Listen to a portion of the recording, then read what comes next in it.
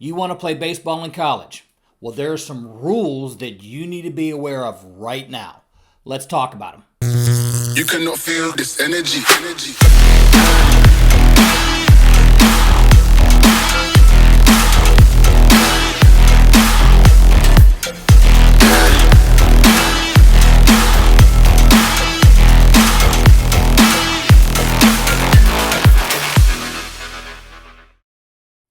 Your freshman year as a college athlete is brutal. It is the biggest adjustment that you will make in your life. And this is going to be a reoccurring theme on this program, talking about that freshman year and navigating that freshman year as a student athlete. One of the things that most people don't consider are the field restrictions of a student athlete. Remember, it's student athlete. Student time is open. There's no beginning and end to student time. So that's going to be classes, homework, meeting with professors. Field time or practice and game time is contained. It's restricted. Now, here's your disclaimer. This is for educational purposes. You need to contact your coach and or your association, whether it's the NCAA or the NAIA directly, to get the rules governed with field time. But we're going to go ahead and talk about it here.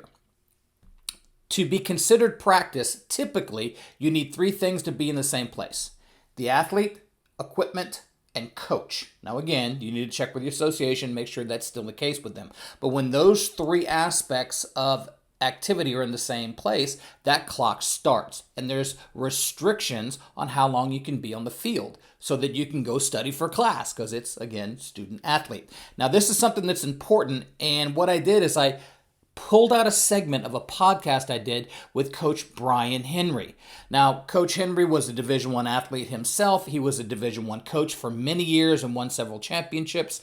And he has now got his own program in the junior college world, which we're going to talk a little bit about the differences between them on that little segment that I pulled.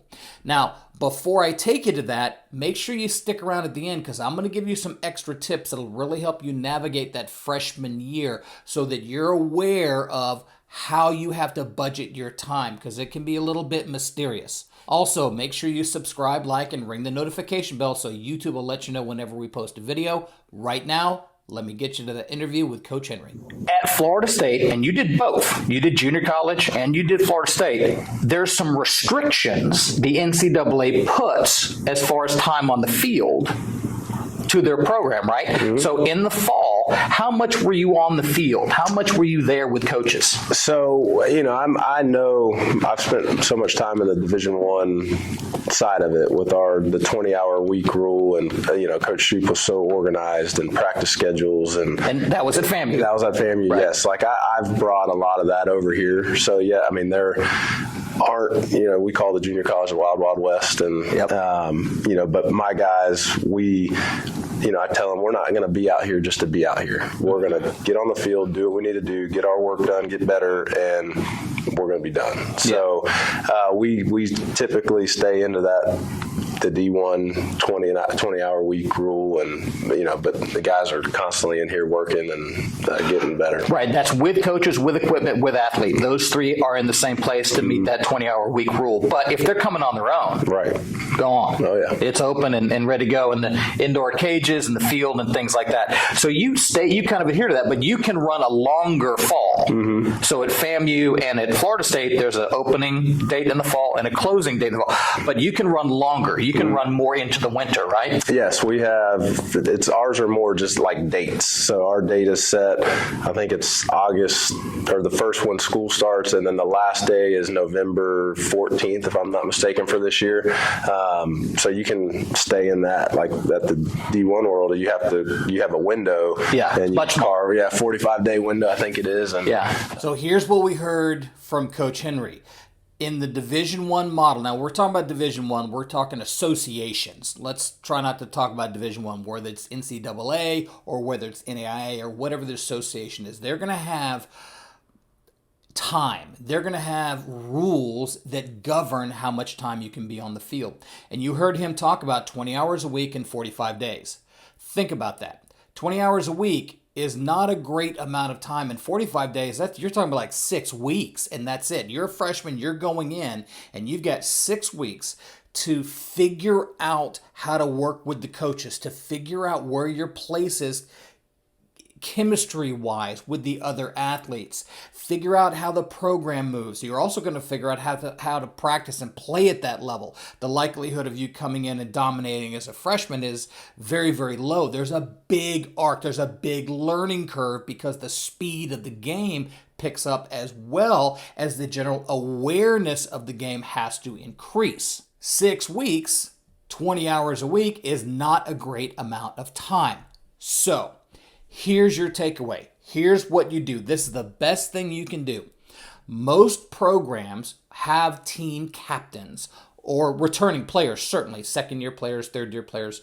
But the team captain, really their job is to help the new players acclimate, get used to, adjust to the culture that's built there. Now, the culture is how we go about things.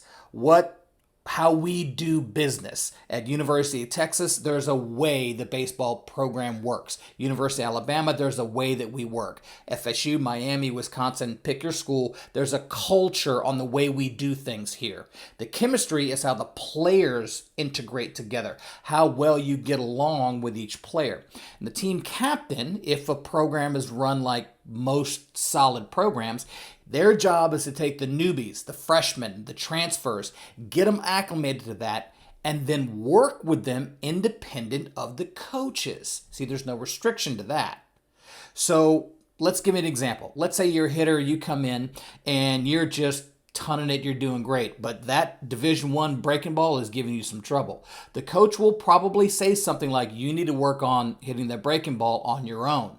That's when you go with the team captain in the cage early, after, off time, and then you work independent of the coaches. That's kind of your homework assignment. If you're a pitcher and your velo's great, your breaking stuff is awesome, but your location isn't what it needs to be at that level, if you pitch behind the count, you won't make 2 innings before you get pulled. So you'll work with the team captain or maybe the pitching captain, whoever runs the upperclassmen in the staff will work with you aside from those practice times to get you squared away. So the big takeaway here is get with your returning players and your team captains and those guys so you can work outside of those restricted hours to get you up to speed, especially in your first year. Use the link in the description to check out the full podcast I did with Coach Henry. And remember to leave your questions in the comment section so I can be sure to ask them on my second interview with him. One last thing, I am giving away one of our hitting courses for free, our IHP course. An IHP is an individual hitting process that'll help you learn how to prepare to hit any pitcher, throwing any pitch at any velocity. It'll also teach you how to take a good day at the plate and turn it into a streak and isolate a bad day at the plate so it doesn't turn into a slump. The best thing about the IHP program is that any hitter can use it using any hitting coach and any hitting philosophy. It is that versatile. I've put a link in the description below so you can get signed up for your free IHP course today, and maybe you'll make one of our highlight reels. We'll see you on the field. You cannot feel this energy.